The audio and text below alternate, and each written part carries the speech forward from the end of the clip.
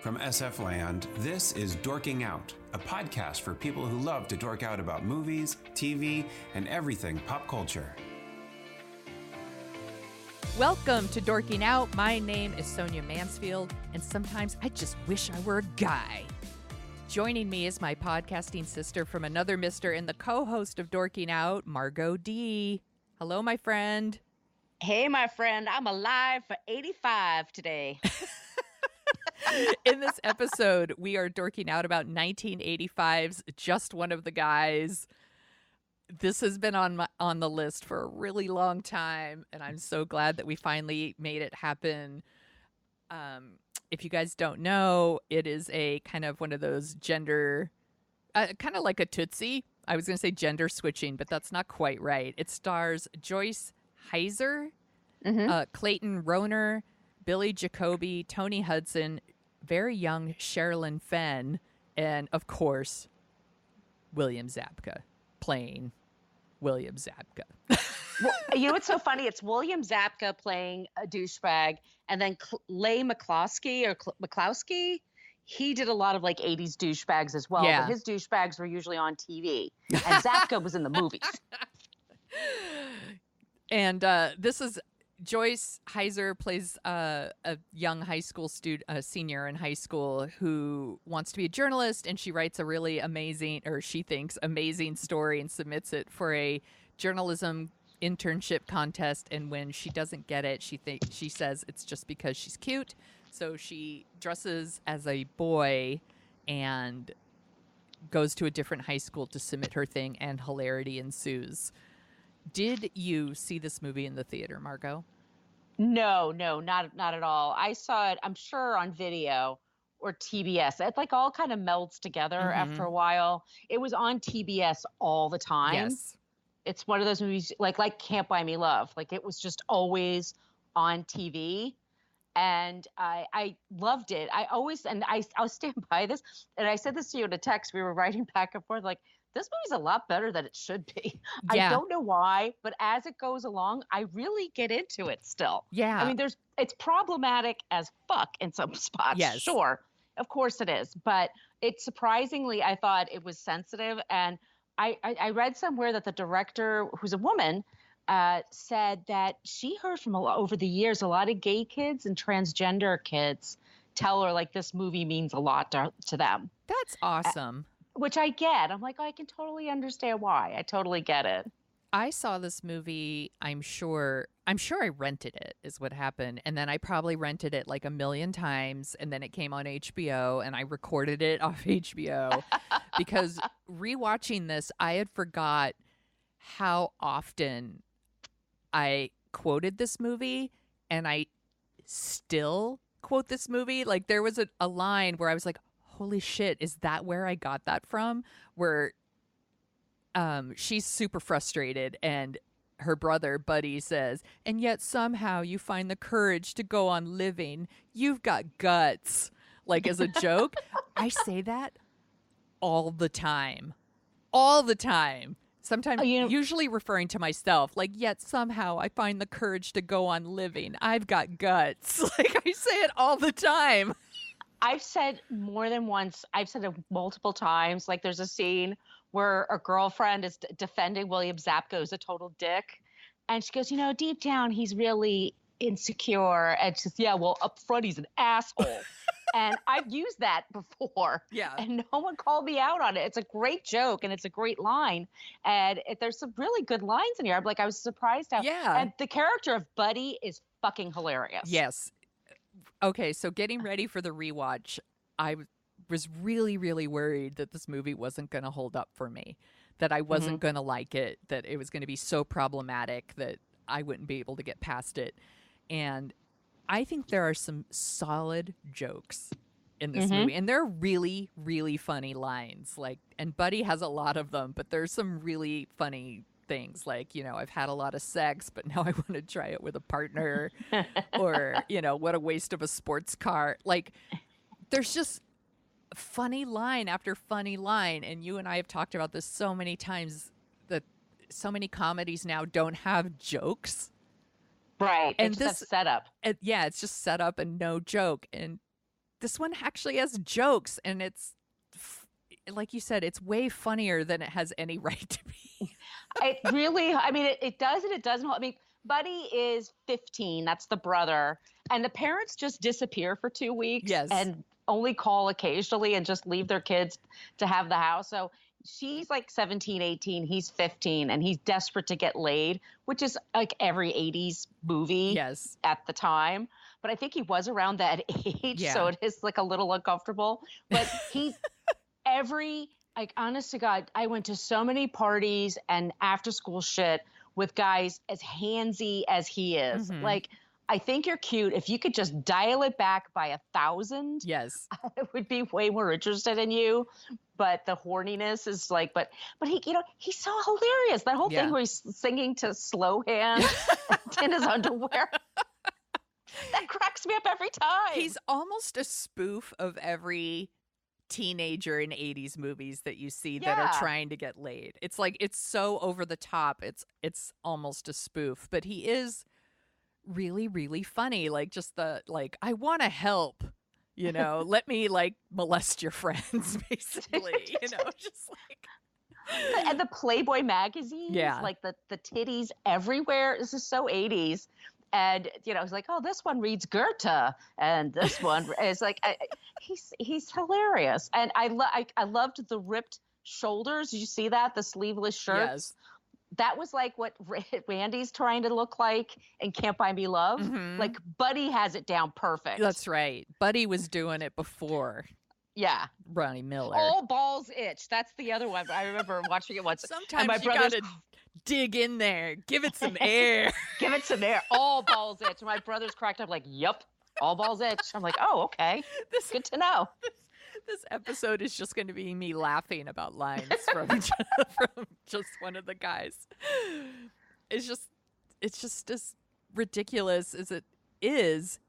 It was just a real joy to watch. Really I have to say, yeah. I mean, she's 25, 26, the lead. Yeah. And she's got the gross college boyfriend that's still dating someone in high school. Yep. And the teachers one teacher was talking about her super sexually, but she could hear. Yeah. And, there's certain stuff like that. But you know what? Teachers did that too. I remember back then. But I think she's so good as, what's the name of her character? I'm sorry. Terry. Sorry, Terry. She's great as Terry as a boy. She really is. I love She sells it. Yeah. There's a really hilarious scene, at least it's hilarious to me, where she first goes into the men's room at the high school and another guy comes in and she's like, I'm just finishing. And he's like, good for you. And then she goes to wash her hands and she decides to act like really macho and like that the soap dispenser isn't working. And she's like, stupid soap dispenser, like punching at it. And then she like wipes her hands, and the way she like tosses the paper towel like on the ground, like the way she does it, it's just a little thing, but it makes me laugh so hard. Like, boys won't throw things in the trash can, they're gross. So the way she throws it on the ground made me laugh. She's really funny, and she does look like Ralph Macchio. She looks exactly like it. And she's like a gorgeous woman with like a gorgeous figure. Yes. But she can look also like a skinny boy. Yeah. Like the Karate Kid, like a Sherilyn Fenn. Okay, we haven't used this word in quite a while. How adorable is she? She's so adorable. Everybody drink. God, she's so cute. She plays a girl named Sandy who sets her sights on Terry as the boy in the new school. And I love it. She says, what a box. He dresses like Elvis Costello and looks like the Karate Kid. I'm going to get him. And you know what? In my teenage brain, that exactly is what I want to. Yeah. I'm like, exactly. Why can't every guy just like get this note? So I like it that she's helping her friend get a date for the prom. Mm-hmm. And what is his name? Rick? Yeah, Rick. Clayton. You're right. Why didn't Clayton Rohner work more? Yeah, I tweeted that out. I was like, why wasn't he a big star in the 80s? He's funny. He's good. He's funny. He's really cute. He's super cute, and he's great when he's being the nerdy, awkward person. By the way, I would date him as nerdy, awkward Rick. Oh, and she said, "Oh, your clothes are terrible." I'm like, actually, no. He could walk in any decade between then and now I know. and totally fit in. Yeah. But I love this. I crack up every time. So Sandy wants a date with Terry. And so she says to Rick that, okay, I'll get you a date. It's my cousin or something like that. And she goes, let's go out tonight and see if you guys hit it off. And the very next scene, they're drinking beer in the mountains. Yes. And the girl is like 12. He's like, oh my God, 6th grade was so boring. Yeah, 6th grade is so bogus. I can't wait. I laugh so hard every time because it's so funny. And then a the great next show. day, he's like, I'm really sorry, but we need to go, about that. And he's like, well, let me guess. Now you got me a hot date with Sandy's grandmother. He's really, really likable in this movie, and he is very handsome. I think he's so cute. I like the thing that he's into James Brown, that he loves that. He's like a nice person. Okay, I do always laugh too. Also, they're insane. But there's the 2 guys that speak Martian. Okay, I wrote that in my notes. I was like, what do you think of the Star Trek like dorks? I think they would get their ass beat every day in real they do. high school. Yeah. Yeah, I think a lot worse though. I think I don't know. It's funny still. I think it's funny. And then there's the guy who always has like a lizard with him or reptile guy. It's so weird. It's so weird. And then so Terry, like, it's just very bizarre. So Terry just goes to another school. Like there's no paperwork or anything. She just shows up. Yeah. And she wants to join this journalism competition. And it's great because like the first day she has PE and it's like, holy shit, what do you do? And she goes through all this whole rigmarole. She sets off the sprinklers. And she gets this gym outfit on, and as soon as she gets to the court, it goes, okay, you guys shirts, you guys skins. And I'm like, oh, like every time I'm like, oh, shit. And then she fakes like a stomach issue to get out of it. But yeah, all of that is, it is funny that their parents are gone the whole time. So I don't know how she got herself enrolled in a whole different school. And by the way, in record time. Yeah, and it just happened to be like, okay, the competition was done in this high school, but it's still going on in the other high school that you could go to. And what did she do with the other? She didn't go to school for a week. I don't know. But she goes to this other school and she meets the newspaper editor, the English teacher, and he tells her, yeah, your piece is okay, but why don't you write with a little more heart? Just because you're a guy doesn't mean you can't be sensitive, which is a great joke. Yeah. And so she's going to write about being a guy in high school. And she becomes friends with Rick. I like their friendship. Yeah, I do too. It builds really nicely. And I think it's got like William Zabka is like, he's always such a great asshole. I know he plays him all the time. He really is such a good asshole. He really is. And he's such an asshole. And like his obsession with his muscles, like, he's like bench pressing, freshmen, or like he goes through the cafeteria all the time and he lifts the table up and spills everyone's food on the ground. It's like what he does every day. He's such a dick. Or even when he's like putting on his fucking fighting gloves, like, oh, I'm gonna punch that guy out, so he puts these gloves on to punch people. I'm like, what an asshole. It's toxic masculinity. Totally. For sure.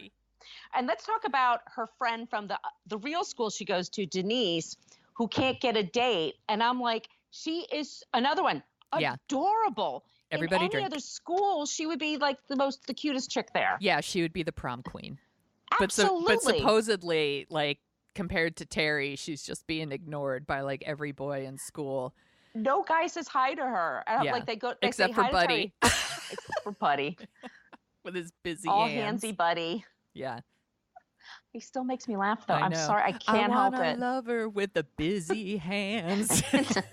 He's got busy hands. They're having the pizza. He's like, you know what I'll do? I'll do the dishes tonight. And he just dumps it in there and just puts it back on the shelf. It's funny. He goes by Billy Jane now. Goes by what?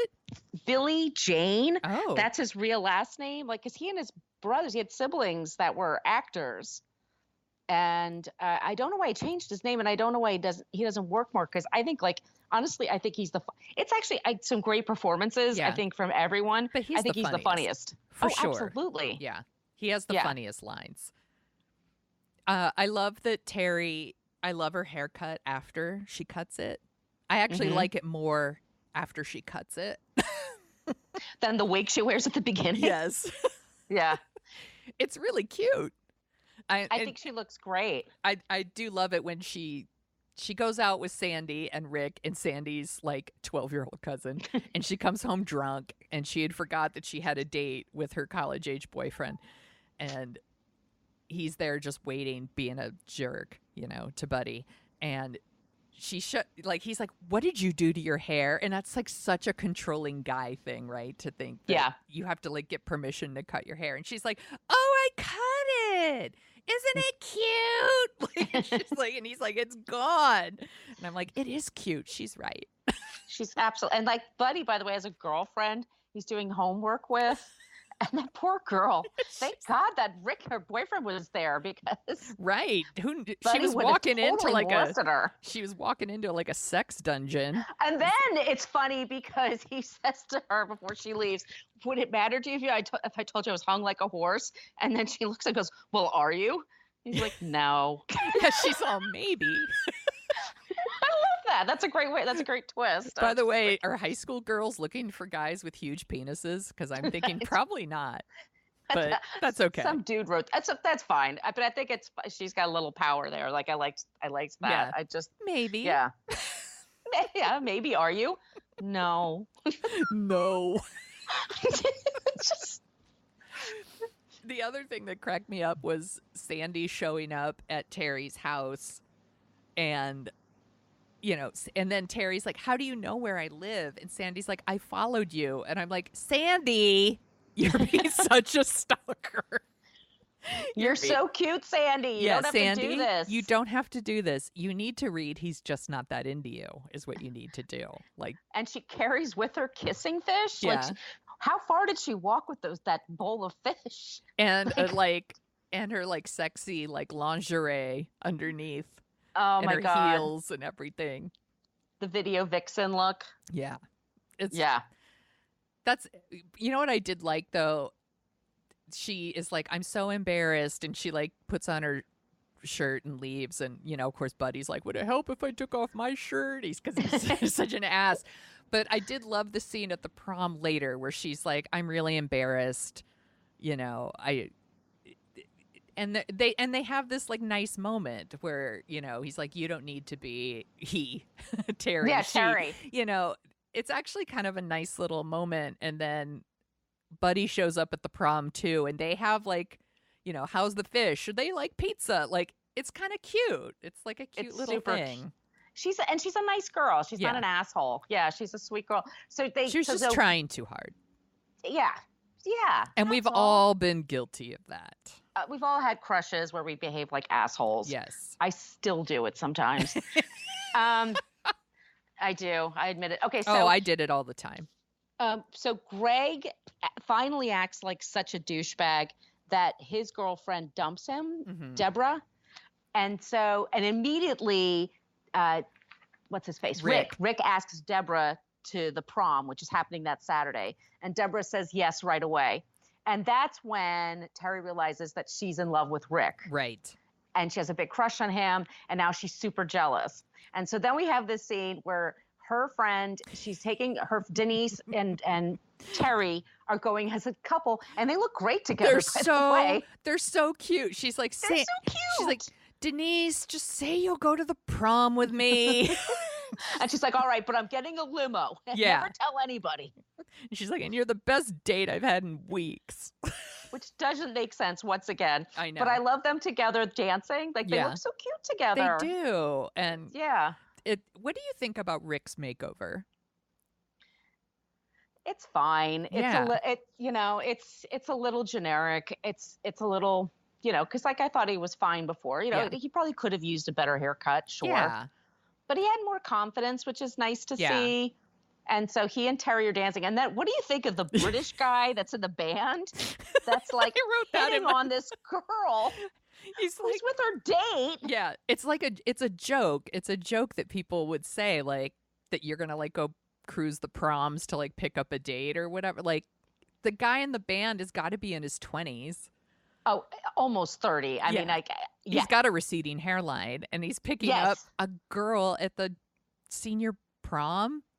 He's making eye contact with her. Yeah, and the she's whole like, time he's singing, and she's like, uh-huh. I'm like, she's dancing with somebody. Yeah. But Terry's very cool about it. She's like, look, this guy's giving me the eyeball thing. I got to go.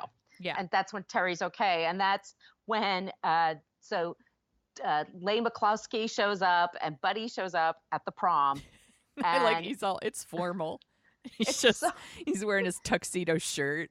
His tuxedo shirt. And how much? Okay, by the way, I have to say to you, the prom is like right next to the beach. I want to go to that prom. I want to go to that prom. It looks like so much fun. It does. I'm like, I want to go to that. I would dress all 80s and go to that now. I would love to. And the girl, and it's Denise. Yeah, Denise had a really good line. She's like, I love it. Nobody knows I used to be fat. That'd be such a good time. Yeah, she's having a great time. There's so many great lines. But Zabka shows up.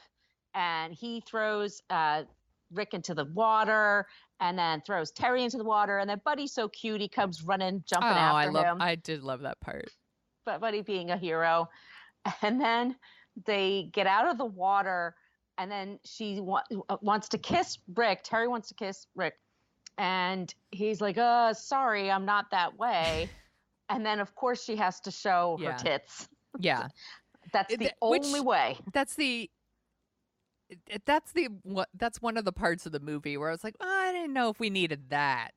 Like, I feel, but like maybe she could do that, but we don't have to see it. Yeah. You know, or some, I don't know. It's fine. It felt a little unnecessary. I mean, considering she's got great ones, I mean, I'll give her that. But like, she would wear a bra. I mean, she would wear something to bring her chest down. Yeah. That's what doesn't make sense to me. And I never did. And I get it. It's the movie studio saying, look, we need some sex appeal here. Yeah, we need a little TNA. We need some TNA and whatever. So then he realizes, oh boy. And then she wins the writing competition. Of course. And Buddy gets laid with Sherilyn Fenn, with Sandy. With Sandy, which I'm actually kind of root for them. I'm like, okay. Yeah, they're cute. They're cute. They're having fun. They like each other. They genuinely like each other. And at the very, very end, Buddy is picking up our Terry from the Sun Tribune. That's where she's spending her summer internship. And Rick just happens to come by. Yeah. And it's great because Rick and Terry, like, they kiss and they're going to take off in the car. And for some reason, a woman on a motorcycle just shows up. It's so weird. It's so random. And Buddy's like, I got a left. Never mind. And then Buddy just hops on and goes. Yeah. That scene is also weird because it's all about, like, let's establish, like, traditional gender roles now. I'm going to ask you out. And I'm going to drive because I'm the man and you're the girl. And I'm like, man, I don't know if we needed that, but that's fine. I think, he's just getting used to her being a her. For sure. There's no mention of Deborah. I guess shit didn't work out. Yep. Deborah was on the rebound, let's be clear. Yeah. I want to go back to the prom. This happens a lot in the 80s movies, and probably in 90s movies too. Why does the class vote for William Zabka's character for prom king when they all hate his fucking guts? I have no idea. I think, like, Deborah is really popular. She seems like she's also, like, super nice too. Like, she's nice to everybody. And so she makes sense. She makes sense, but I guess they're like, well, you have to pick her boyfriend because she's got to dance with the person. Oh, maybe in my high school, it was twins. It was a brother and sister. It was so weird. Oh my God. I know. Did they dance? Yep, they did. See, why didn't they just say, like, that's a stupid rule, like Deborah does, and dance with someone else? Yeah. I don't know. I don't know how. I'm royalty now, and I bequeath that this rule is stupid. And I like to say, I'm the chairwoman. Yeah. Blah, blah, blah, blah. Like, just say chairman. You're the only person in charge. Yeah. I don't know. The whole class hates him. They hate his guts. They can't stand him because he's an asshole. Yeah, and they clap when he gets his ass kicked at the end. They love it. Yeah, so why would they voted for him for prom? I don't know. And that happens a lot.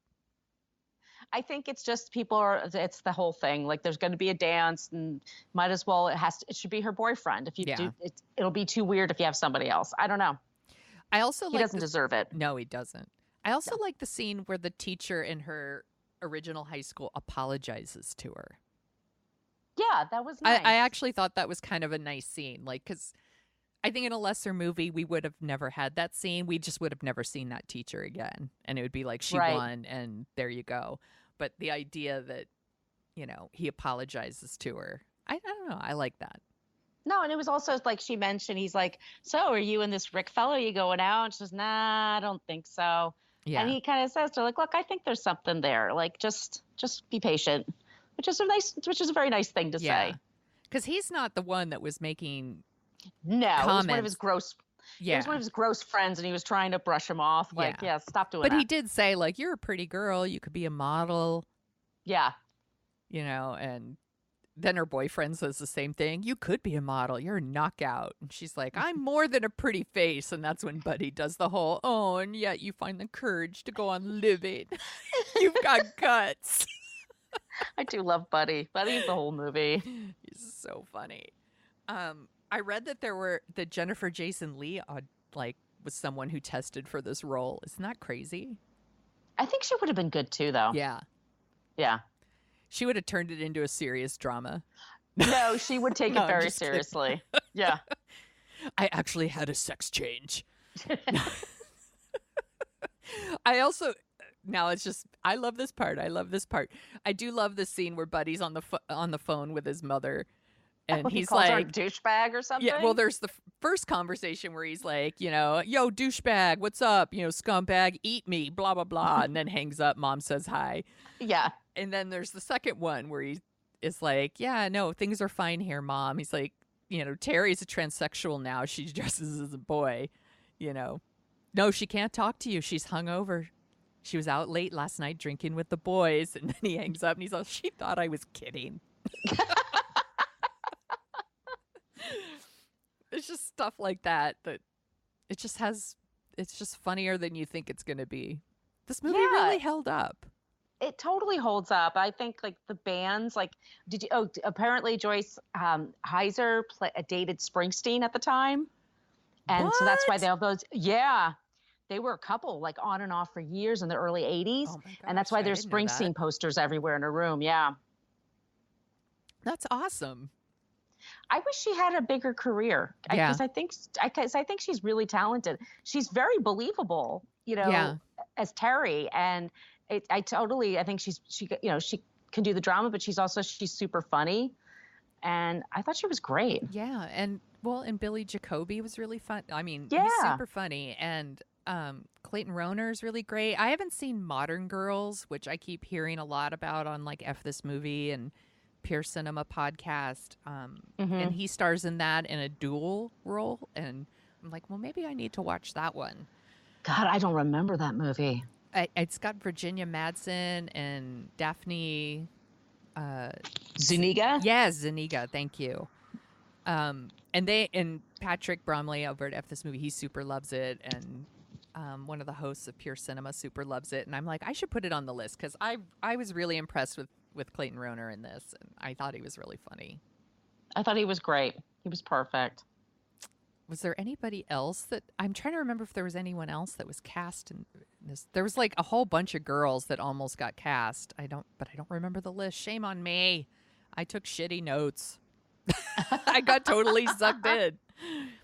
I did read that because it's directed by a woman. It's Lisa Gottlieb. Gottlieb. Thank you. God, I suck at names. And apparently, like, she had a lot of problems on the set. Like, the original cinematographer was just like, don't worry, sweetie, I'll make your film look good.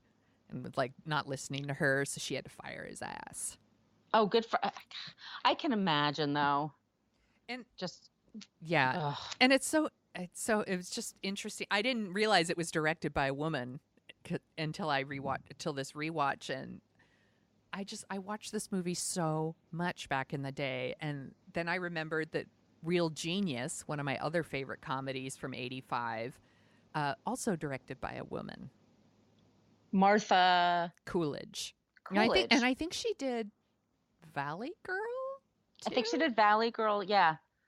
Yeah. I just, maybe there's something there about there was quite a few women like directing these really great 80s comedies but nothing came of it.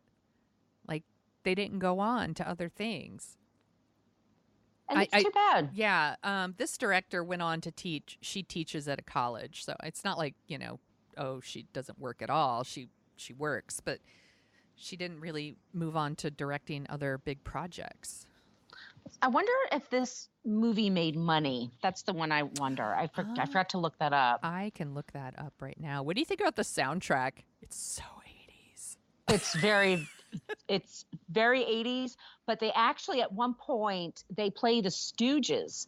It's Iggy Pop and the Stooges, and I was like, "Holy fucking shit, that's like a cool song from the 70s in this classroom." But the rest of it's very, very 80s. It's it's very poppy, and the music matches what the mood's going on. Yes. And the 80s dancing at the prom. Oh my God. It is spot on. Oh, perfect. The song from Shalimar is the one that was cracking me up the most. It's just like, just one of the guys. Like, it's just so 80s. So this movie made $11 million. Oh, so not very much. So not a lot, but it probably, like you said, it was on all the time. I think it's probably more popular than we think. I'm sure it found its audience. I think we're going to get a lot of people finding us because we talk about it. Yeah. I think so too. I think it's underappreciated. Actually, that just reminded me. One day, one of our very old episodes, former co-host and Chris Smith and we talked about our favorite journalism movies. And I actually put this on my list and he made fun of me. Do you think it's still a good journalism movie or what? Do you think it's still a good journalism movie or? It's an entertaining journalism movie. Yeah. It was just funny. It's like, All the President's Men, The Paper, Spotlight, just one of the guys. One of these things is not like the other. I have to stop singing. Seriously, I'm scaring away all of our people. Would you like to hear about some of the other movies from 85? Absolutely. Okay. So we've had a couple 85 movies on here, so I just went in, tried to dig a little deeper for us. Better Off Dead. Love it. Love it. Desperately Seeking Susan. Very cute. Very cute. We should put that should be on our list. We should put that on there. Yeah. Jagged Edge with Glenn Close. I love Jagged Edge. Yeah, that's a good one. Lust in the Dust. Oh my God. I haven't watched that probably since 85, so that would be a good one to rewatch. I don't think I knew what to think when I saw that movie. And in case you guys don't know, it stars Divine. Yeah. I probably should rewatch it. I probably actually like it a lot more now. Legend, starring Tom Cruise. Rocky IV. The Sure Thing.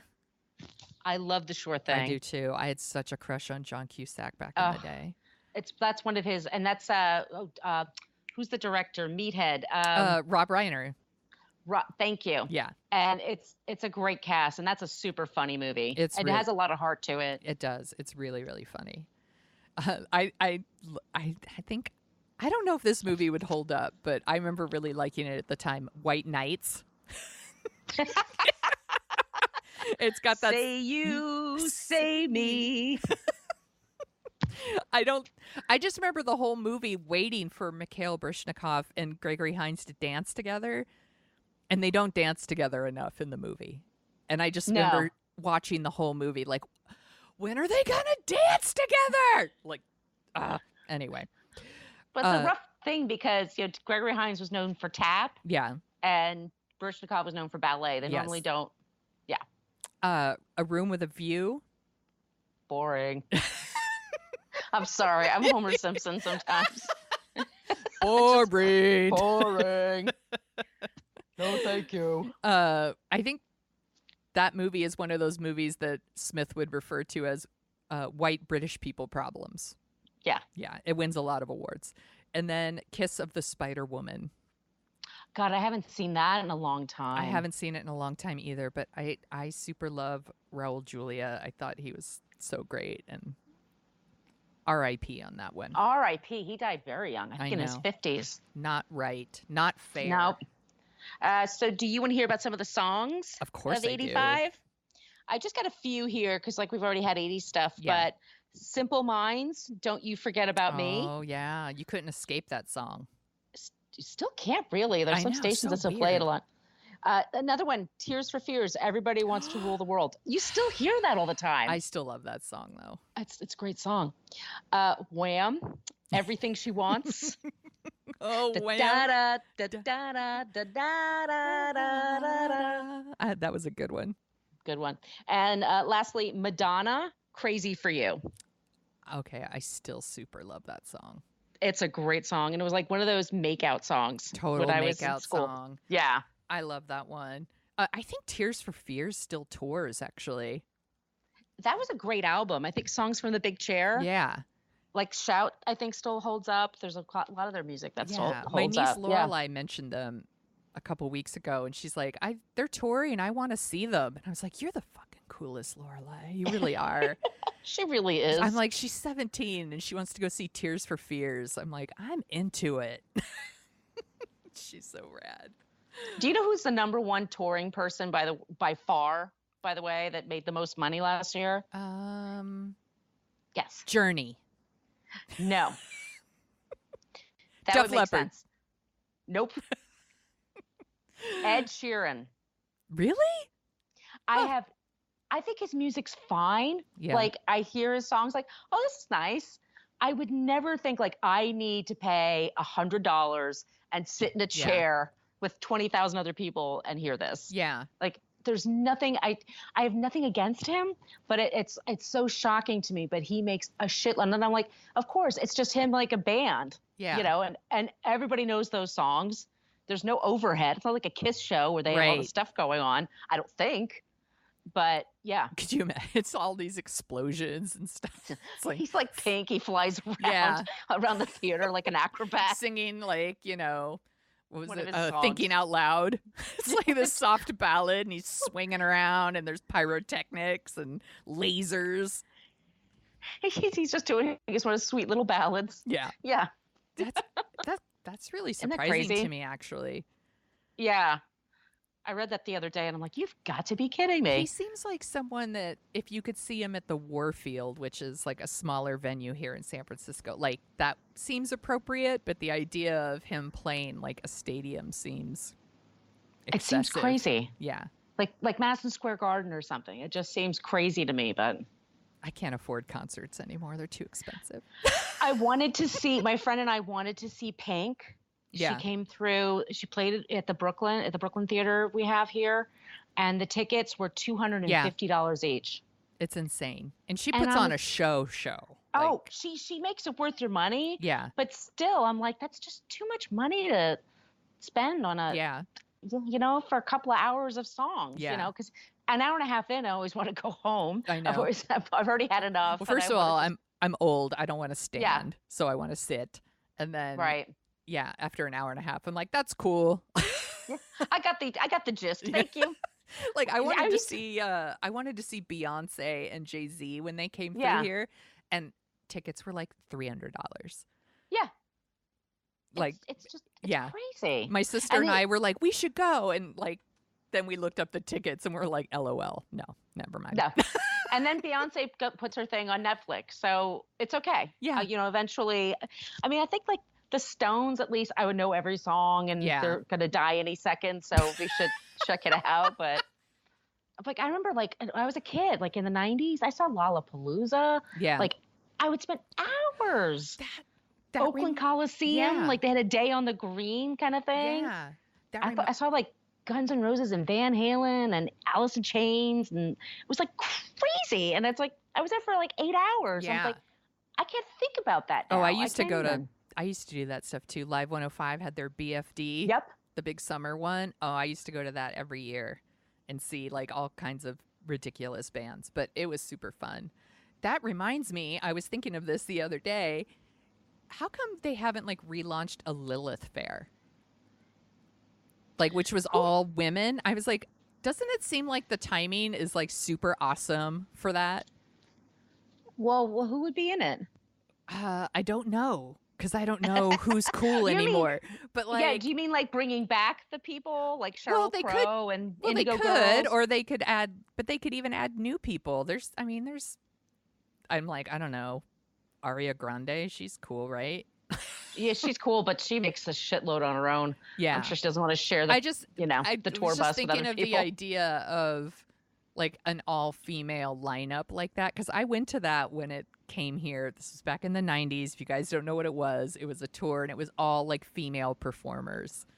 And I just remember the vibe was so cool because it was all chicks. Like, Yeah, there were 'cause none of hardly the assholes. By the way, dudes who wanted to like meet chicks, like this was a prime opportunity, like because we outnumbered you like 10-1, but the vibe was so cool and mellow, and it was just all these women there to see a concert, and like, I don't know, you didn't have to deal with like, I don't know, that energy that sometimes men bring when they go to concerts. I don't know a nicer way to put it. What's a better way to... they get a few beers, and then all of a sudden they want to get into fights. Yeah, and they get into fights, or they play grab ass with you, or like, it's like, just because I'm here to see Rage Against the Machine doesn't mean you get to grope me.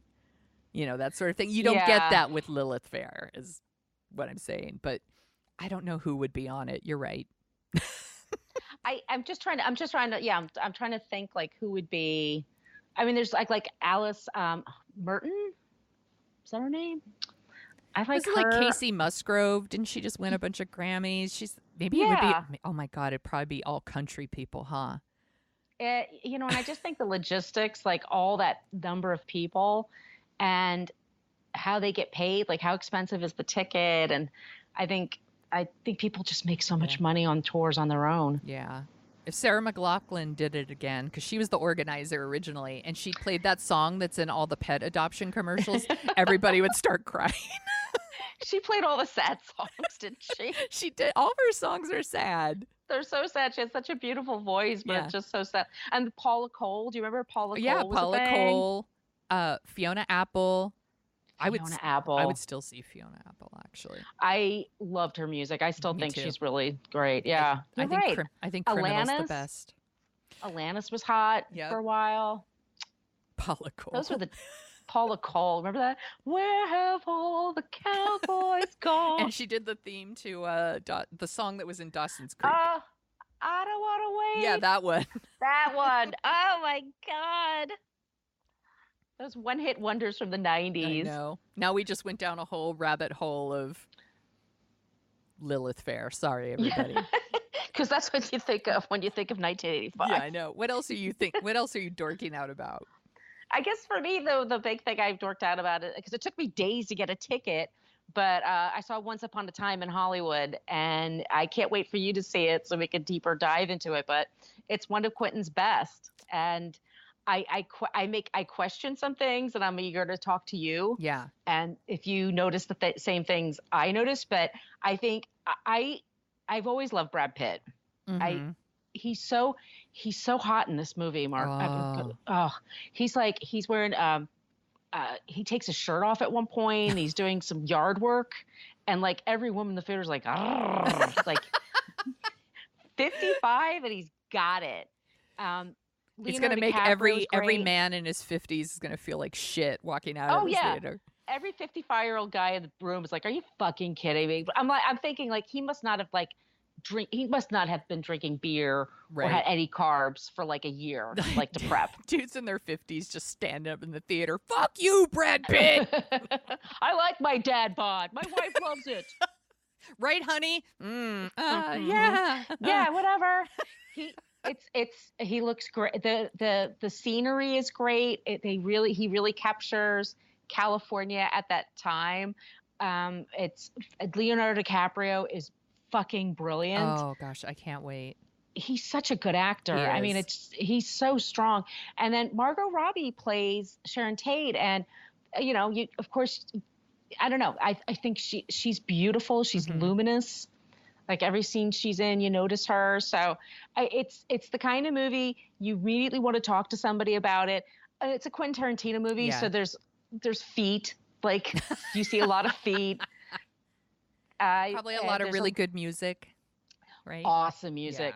Yeah. And whoever he hires to do that, they're so smart about it because they don't pick the big hit by the artist. They pick like the second or third one from the album. Nice. You know what I mean? So it's just a little different, and you really feel like you're there. And it's just great. It's so good. It's 3 hours, almost 3 hours. So go to Alamo Drafthouse if you can. Yeah. Yeah. But it was totally worth it. But like the stuff I have a problem with, I'd love to talk to you about. I'm going to see it tonight so that we can talk about it next time. Talk about it next time. Yeah, I'm really excited to see it. I wanted to see it. It's same as you. It's been sold out. Yeah. So and in a Quentin Tarantino movie, I will say like Alamo, you want to go, which we talked about before, because there's no talking and there's no texting. Like they're really strict with their rules. And Quentin's movies can be kind of slow. I mean, there's sometimes you're sort of sitting there like, why am I watching this? Why is this going on for 5 minutes? He has his reasons, and later on, I don't care. Yeah. But in a normal movie theater, I think people would get a little bored or a little, I don't know. You want to be comfortable. Yeah. And the Alamo's great for that. It is. It's always worth it. I mean, it's a few bucks more, but it's always worth it. And you and I've got our tickets. We're going to see it separately, but we're going to see it too. Oh my God, I can't wait. Can't wait. I'm so excited. I have my tickets for Alamo Drafthouse. I'm getting the pint glasses. I'm excited for that one. I'm going to rewatch chapter 1 before, obviously. Obviously, no. They're playing it. They're screening it. Oh my God, at Alamo. I should just do that. That would be fun. I think it'd be totally fun. I own the movie. I still haven't bought it. I haven't bought it, but it was on HBO for a while, and actually I think I could probably just stream it. But it would be nice to own. You know what? I'm going to wait until they're out together. That's what I'm going to do. That's the smart thing to do. So what are you dorking out about? You're going to laugh at me. Are you ready? Yeah. Okay. I finished the Real Housewives of New York reunion shows. My husband was traveling this week, and when David is traveling for work, I always watch like true crime documentaries or things that are super fucking bummers, basically. That's the kind of stuff I watch when David's gone. Instead, this week, I watched Real Housewives reunions like every night, except for the night I watched just one of the guys.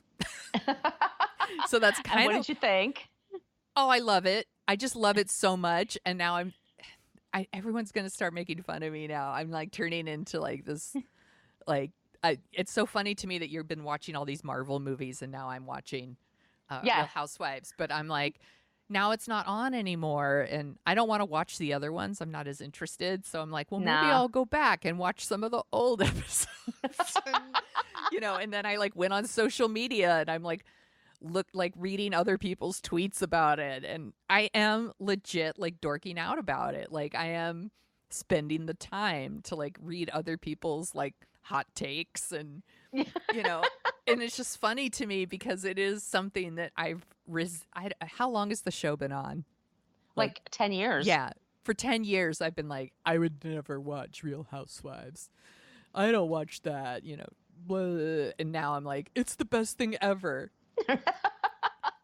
And I think it's like one of the things that you said before about it is nice to see women of a certain age represented on TV.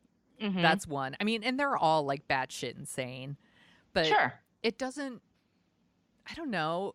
There's something comforting about watching them deal with like their like rich white people problems. It's that, and it's just sort of like dealing with aging and how people view aging. Yeah. And a lot of these women, I don't think any of them are even married. anymore. Like they're all divorced. It's like, but they all are horny. They have like like they're always having dates. Yeah. And it's like the Golden Girls, but like they're the age of the Golden Girls, some of them. Yeah. But they get all this work done, so they look amazing. Yes. And it's just like they're living out loud and they're just being their craziest self. And the older you get, the older I get anyway. Yeah. I'm less attached to looking perfect and looking to other people and more just like, I'm just going to be me. Yeah. And like the things I like and hate the things I hate. And these women are totally doing that. And it's hilarious and it's so entertaining. I think it's super entertaining, and it's just not taxing on my brain. It's like I can just watch it and I don't have to think about it, or I don't know. I'm really, really enjoying it. And I'm so thankful that you and my friend Kate kind of got me on this bandwagon. And now I can make room for me on the bandwagon so that I can start obsessing about Real Housewives of New York, just like everybody else. I'm going to get you on Below Deck next. That's going to be like the thing I'll talk you into, and you're just going to be into it. Yeah, and my husband will be like, I don't even know who you are anymore. That's fine. I need to watch things when he travels, and he'll be fine with that. Where can people find you on the internet, Margo? On social media, I'm at Brooklyn Fitchick, Facebook, Twitter, Instagram, and my blog is brooklynfitchick.com. And you can find me at thesoniashow.com and on Twitter at thesoniashow. And you can find Dorking Out at dorkingout.com and on Twitter and Facebook at dorkingoutshow. And you can find both of us also at What a Creep, our other podcast that is doing really, really well. And I know it sounds like it might be a bummer, but it's really fun. We talk about different creeps, and then we end every episode with someone who's not a creep. It's catching on, and people are seeming to really enjoy it. So I'm having so much fun doing that with you. Yeah, me too. Thanks for asking me. Sure. I've never had so much fun talking about Charlie Sheen and R. Kelly. R. Kelly was, by the way, today in New York. He's arraigned in New York and Chicago, and he asked the judge in New York, "Can you let me go on bail? Because I promise I'll be good." And the judge was practically laughing, like, "Nah, I think you're a flight risk." He's like, "I believe you could fly." No, yeah, I can believe you could actually fly. Yes. Fuck you, R. Kelly. All of them. Yeah, I know. Seriously. This was super fun as always. Thank you so much, my friend. Of course. This was fun going back to 85. It was. And all balls itch. It's a fact.